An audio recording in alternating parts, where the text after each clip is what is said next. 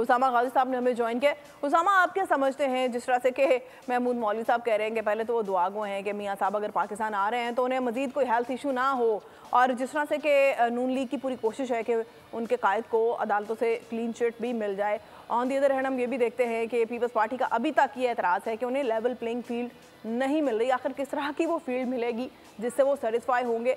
और तीसरी एक चीज़ जो मैं आपसे बात करना चाहूँगी कि निगरान क़यादत की पीटीआई के रहनुमाओं से इलेक्शंस के हवाले से मुलाकात को आप किस तरह से देखते हैं?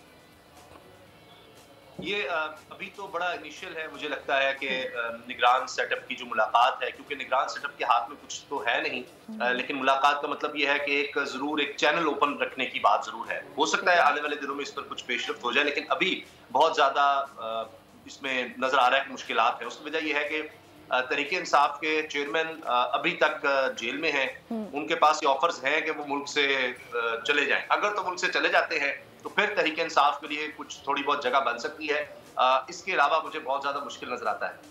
मियां नवाज शरीफ साहब की जहां तक बात है, उसमें मेरा ख्याल है महमूद मौलवी साहब की दुआएं रंग ले आई हैं, और मुझे नहीं लगता कि मियां साहब अब कोई बीमार होंगे, क्योंकि इक़्तिदार उनको नजर आ रहा है। और यही शहबाज शरीफ साहब का है, यही उनके सारे खानदान का है। जब इक़्तिदार मिलता है तो बीमार हुआ नहीं करते।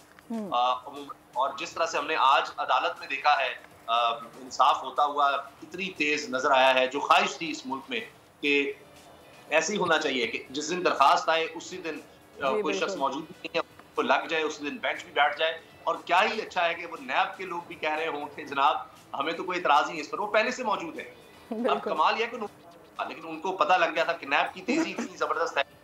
इसी तरह कहीं क्रिमिनल एक्टिविटी हो रही हो, क्रिमिनल एक्टिविटी, तो नैब को वहां भी पहुंच जाना चाहिए पहले ही कि जनाब हमें पता था कि यहाँ पर क्राइम होने लगा है। तो उनको पहले ही पता था यहाँ दरखास्त आने लगी है, यहाँ पर आने लगे, उन्होंने इतराज भी खत्म कर दिया कि हमें तो कोई इतराज भी नहीं।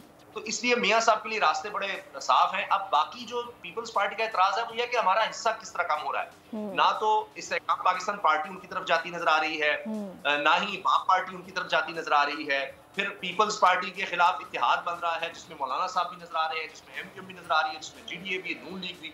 तो इसलिए उनको लगता है कि वो जो इरफान सिद्दीकी साहब ने कहा था ना, बिरयानी की देग सबने खाई है, तो उनको लग रहा है कि उनका हिस्सा इस दफा ज्यादा होना था उस बिरयानी की देग में।